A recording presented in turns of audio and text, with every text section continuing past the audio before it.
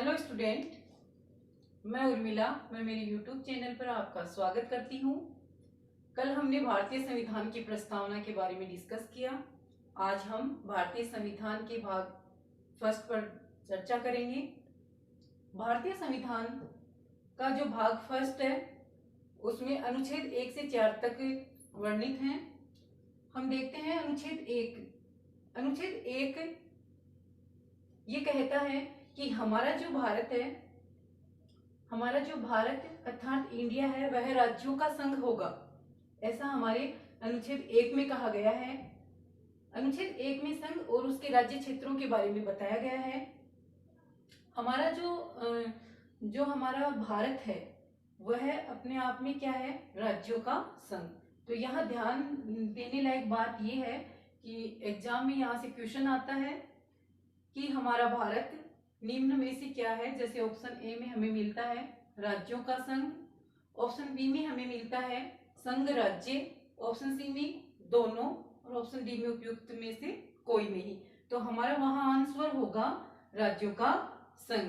तो यहाँ हम ध्यान रखेंगे कि हमारा जो भारत है वह राज्यों का संघ है, यूनियन ऑफ स्टेट हम कह सकते हैं। इस संघ के अंदर वर्तमान समय में 28 राज्य और 8 केंद्र शासित प्रदेश हैं।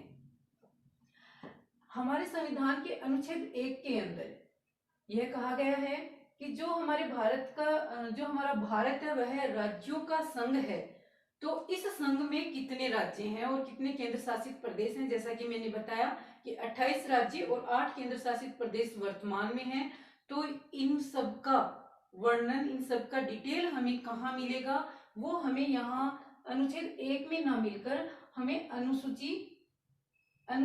पहली अनुसूची 1 में हमें इसका वर्णन मिलेगा। तो ये हम ध्यान में रखेंगे।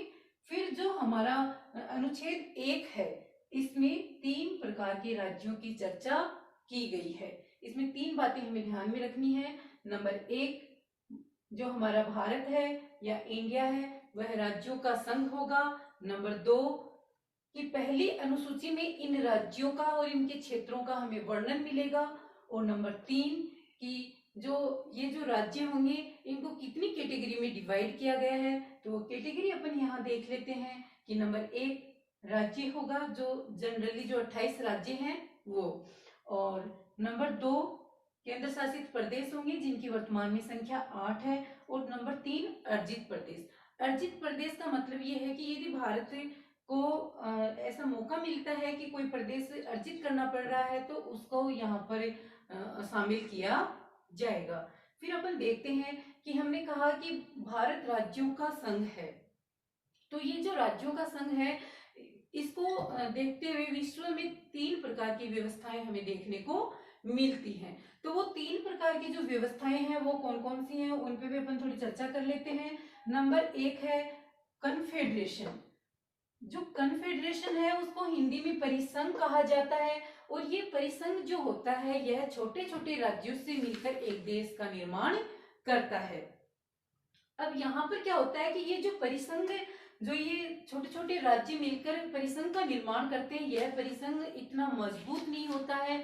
यहाँ पर जो राज्य हैं वो अपनी स्वेच्छा से यहाँ से क्या कर सकते हैं, हट सकते हैं। तो इस प्रकार का जो संघ परिसंघ बनाया जाता है वो कहने का मतलब है कि इतना मजबूत नहीं होता है। फिर नेक्स्ट अपन देखते हैं फेडरेशन। फेडरेशन इसका हिंदी में अर्थ होता है संघ, और नंबर 3 यूनियन। यूनियन का भी मतलब होता है संघ। पर यहाँ हम देखते हैं कि फेडरेशन और यूनियन में बहुत बड़ा अंतर है। कैसे कि जो फेडरेशन होता है उसका एग्जाम्पल अपन अमेरिका से ले सकते हैं कि वर्तमान समय में जो संयुक्त राज्य अमेरिका है वह क्या है, वह अपने आप में एक फेडरेशन है। वह बहुत सारे राज्यों का एक क्या है, एक फेडरेशन है, एक संघ है। वहां पर क्या है कि ये जो राज्य हैं उन राज्यों ने एक समझौता करके क्या किया है, एक परिसंघ का निर्माण किया है। तो वो समझौता इस प्रकार से होता है कि ये जो राज्य हैं वो उस समझौते के अकॉर्डिंग उनको उस संघ में रहना पड़ता है। और उस यहाँ जो फेडरेशन में जो राज्य होते हैं वहां पर एक चीज देखने को मिलती है कि जो राज्य होते हैं राज्यों का अपना संविधान होता है, उनका अपनी विधि होती है, अपना उनका फ्लैग होता है। तो कहने का मतलब उनकी अपनी नागरिकता होती है। तो ये फेडरेशन होता है, इस यूनियन की तुलना में कम मजबूत होता है। अब यहाँ पर अपन यूनियन में देखते हैं, जैसा कि मैंने कहा कि भारत राज्यों का संघ है। तो भारत कैसा संघ है? यूनियन ऑफ स्टेट की एक यूनियन है। यहाँ पर हम देखेंगे कि ये यूनियन होती है, ये अपने आप में बहुत ही मजबूत होती है। यहाँ पर राज्य है, उनको किसी प्रकार का कोई अधिकार नहीं दिया जाता है कि इस संघ से वो अलग हो। संघ से अलग होने का उन्हें कोई अधिकार नहीं होता है। तो भारत में जो व्यवस्था है वो एक यूनियन है, यूनियन ऑफ स्टेट है। यहाँ के जो स्टेट हैं उनको अपने केंद्र सरकार से या अपने देश से अलग होने का कोई अधिकार नहीं दिया गया है। तो यहाँ पर अपन ने देखा कि ये हमारे संविधान का अनुच्छेद 1 है, जिसमें ये बताया गया भारत और इंडिया राज्यों का संघ होगा, और जो राज्य होंगे उन राज्यों का उनके क्षेत्रों का जो वर्णन है वो हमें संविधान की अनुसूची 1 में मिलेगा। और इसमें 3 प्रकार के राज्य शामिल किए गए हैं। एक जो राज्य हैं जो वर्तमान में 28 हैं, दूसरे केंद्र शासित प्रदेश हैं जो वर्तमान में 8 हैं, और अर्जित प्रदेश वर्तमान में 0 है, यानी अर्जित प्रदेश कोई नहीं है इस टाइम। तो यदि मौका मिलता है तो भारत में बिल्कुल ये ऑप्शन रखा गया है कि उस राज्य को यहाँ अर्जित प्रदेश में शामिल किया जाएगा। फिर नेक्स्ट अपन अनुसूची 2 पर अनुच्छेद 2 पर अपन चर्चा कर लेते हैं। अनुच्छेद 2 जो है उसमें अनुच्छेद 2 में ये कहा गया है,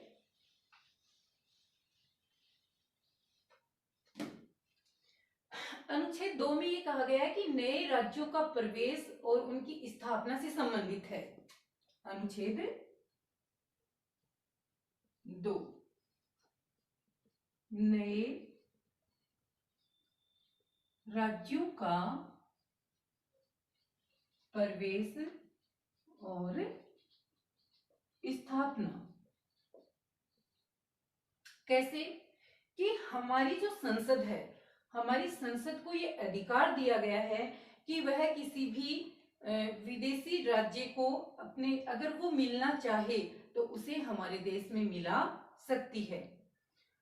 ये जो कार्य होगा ये राष्ट्रपति की सहमति से या राष्ट्रपति की पूर्व अनुमति से ही हो पाएगा। इसका एग्जाम्पल हमें देखने को मिलता है, हमारे संविधान में एक संशोधन किया गया था, 35वां संविधान संशोधन 1974। 35वां संशोधन 1974 में किया गया था, जिसमें सिक्किम को सह राज्य का दर्जा दिया गया। अब यहाँ हम देखेंगे कि 35वां संशोधन 1974 में किया गया, जिसमें सिक्किम को सह राज्य का दर्जा दिया गया। यहाँ पर हमारे संविधान में एक अनुच्छेद जोड़ा गया 2A जोड़ा गया, और 2A के तहत सिक्किम को सह राज्य का दर्जा दिया गया। फिर इसके नेक्स्ट ईयर एक और संशोधन किया गया, जो 36वां संशोधन था, जो 1975 में किया गया, जिसके तहत 2A को समाप्त कर दिया गया और सिक्किम को भारत का 22वां राज्य बना दिया गया। सिक्किम को भारत का 22वां राज्य बना दिया गया। तो यहाँ 2 प्रकार के संशोधन किए गए। एक पहला जो 35वां संशोधन था, जो 1974 में किया गया, जिसके तहत सिक्किम को सह राज्य का दर्जा दिया गया, और ये इसको 2A में शामिल किया गया था। फिर जब 36वां संशोधन हुआ 1975 में, तब 2A को समाप्त कर दिया गया और उसके स्थान पर सिक्किम को भारत का 22वां राज्य बना दिया गया। तो इस प्रकार से अनुच्छेद 2 है वह यह अधिकार हमारी संसद को देता है कि वह नए राज्यों का प्रवेश कर सकती है, नए राज्यों की स्थापना कर सकती है, बशर्ते राष्ट्रपति की स्वीकृति लेना जरूरी होता है। आगे अपन चर्चा कर लेते हैं अनुच्छेद 3। अनुच्छेद 3 जो है वह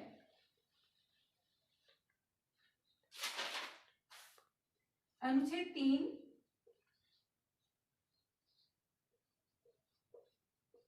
नए राज्यों का निर्माण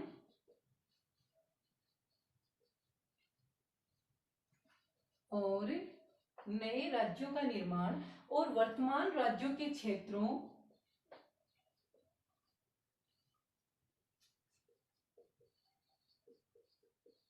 वर्तमान राज्यों के क्षेत्रों, नाम व सीमा में परिवर्तन। तो देखो अनुच्छेद 3 यह कहता है कि नए राज्यों का निर्माण और जो वर्तमान राज्य हैं उनके क्षेत्रों, नाम और सीमा में परिवर्तन करने का अधिकार हमारी भारतीय संसद को दिया गया है। और भारतीय संसद यहाँ भी यदि कोई परिवर्तन करती है तो उसके लिए राष्ट्रपति की पूर्व स्वीकृति लेना जरूरी है, आवश्यक है। तो यहाँ पर अपन देखते हैं कि ये जैसे फॉर एग्जाम्पल अपन देख लेते हैं कि मतलब कई ऐसे राज्यों का निर्माण समय समय पे किया गया है संसद के द्वारा। तो जैसे अपन देख लेते हैं कि मध्य प्रदेश से 1 नवंबर सन 2000 को छत्तीसगढ़ का निर्माण किया गया और भारत का 26वां राज्य बनाया गया। 1 नवंबर 2000 को मध्य प्रदेश का विभाजन कर छत्तीसगढ़ नया राज्य 26वां राज्य भारत का बनाया गया। नेक्स्ट इसी समय अपन देखते हैं यूपी से अलग कर 9 नवंबर 2000 को उत्तराखंड का निर्माण किया गया और उत्तराखंड जो है वो 27वां राज्य भारत का बना। ठीक इसी क्रम में अपन देखते हैं बिहार से 15 नवंबर 2000 को बिहार का विभाजन कर झारखंड 28वां राज्य बनाया गया। ठीक इसी क्रम में अपन और देख लेते हैं जैसे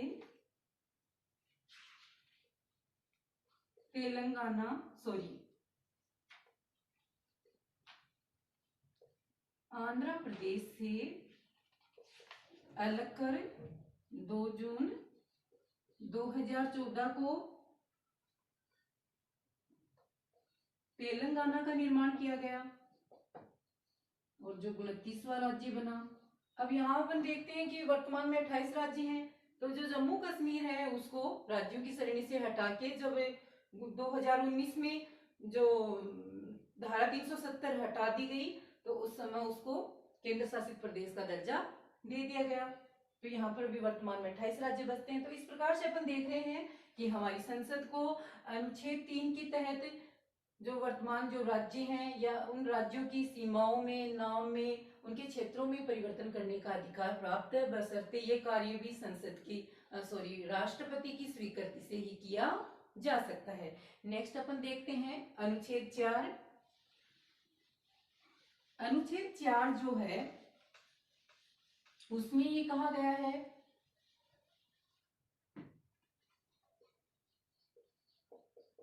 अनुच्छेद 4 इसमें ये कहा गया है कि जो अपने अनुच्छेद 2 और 3 है, अनुच्छेद 2 और 3 को हमारे संविधान में एक अनुच्छेद है अनुच्छेद 368, अनुच्छेद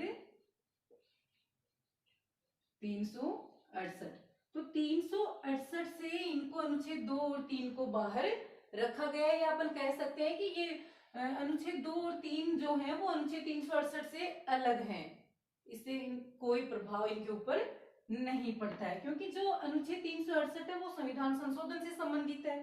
तो यहाँ पर ये जो अधिकार है वो इस प्रक्रिया से अलग है।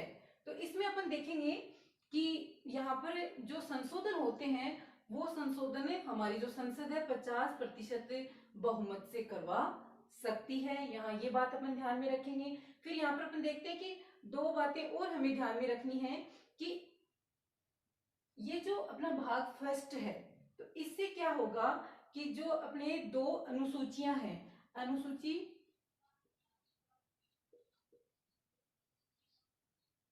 अनुसूची फर्स्ट और अनुसूची 4, यानी अनुसूची 1 और अनुसूची 4 इससे प्रभावित होंगी। कैसे? कि जो अनुसूची 1 है, अनुसूची 1 में राज्यों के नाम और उनके क्षेत्रों का वर्णन किया गया है। यदि हमारी संसद किसी नए राज्य का गठन करती है तो उसका वर्णन इसमें किया जाएगा, उसको इसमें प्लस किया जाएगा, इसलिए अनुसूची फर्स्ट भी प्रभावित होगी। नेक्स्ट जो अनुसूची 4 है वो कैसे प्रभावित होगी कि यदि नए राज्य का गठन होता है तो वहां पर क्या होगा, जब इलेक्शन होंगे तो वहां से जो प्रत्याशी हैं, उम्मीदवार हैं, वो इलेक्शन के लिए खड़े होंगे, तो वहां पर सीटों का जो निर्धारण होगा उस समय ये क्या होगा, प्रभावित होगा। तो यहाँ भी क्या उसका हमें उल्लेख करना होगा।